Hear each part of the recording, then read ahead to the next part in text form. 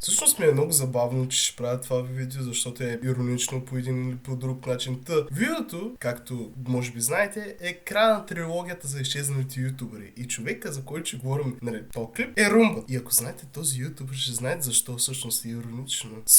Румбата е известен долу-горе български ютубър с над 60 хиляди съба, който прави какъвто и да е контент, но беше избухнал преди приблизително 4-5 години, по времето на Clash of Clans. Окей, там 2016-2017 година.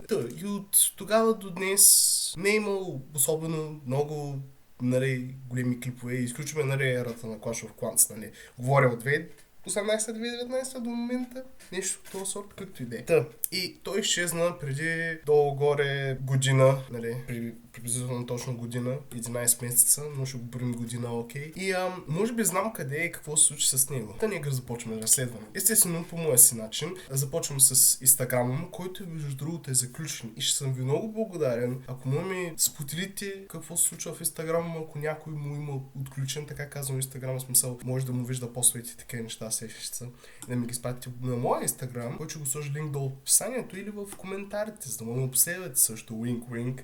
Другото нещо, което пита да намеря, дали има някой Discord сервер, дали има Reddit, дали има някакви такива неща, нямаше такова нещо, което не ме очудваше по никакъв начин. И последното нещо, което между другото ме остави в що годе шок, благодарение на господин Дези и Слайдс, за който ще оставя канала му линк долу в описанието, или ще го меншам на линк долу в описанието, едно от двете. Той ми сподели една много така неприятна или в този случай нужна новина, че може би се отказал. В един от по-старите му лайв стримове е споменал, че не иска вече толкова да се занимава с YouTube или нещо от този сорт, по думи на Дези и Слайдс от неговия, така казано, стрим, което ни навежда на мисълта, че може би се отказал, защото просто е много стар ютубър. Смисъл от сорта, че е снимал много дълго време и просто вече е изчерпан от идеи бърнаут или така, нали. Пък има и друго нещо. Хората, когато не получават нужното внимание, нужните гледания, така нататък, се отказват. И това също е фактор. Не казвам, че той е такъв човек, казвам, че може би това е фактор.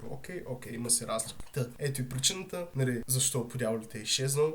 Надявам се, може би с това видео, ако види Румба, нали, може да качи някакво видео в респонс от това. Може аз да съм сгрешил, може аз да съм прав. Не знам, както и да е. Освен да пожелая да се занимаваш, нали, да успяш.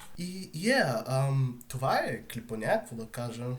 Може да се сабскрайбнете за мене. Скоро може да има някакво по-такова нормално видео от сорта. Може да има някакво спешъл видео или нещо от този сорт. Може да подготвя нещо, знаеш ли. Занимавам се много с университети, това ми пречи до някаква степен и съм болен. Това беше клипа. Бай-бай и до нови срещи. Чао! Лека вечер, лек следобед или лек ден.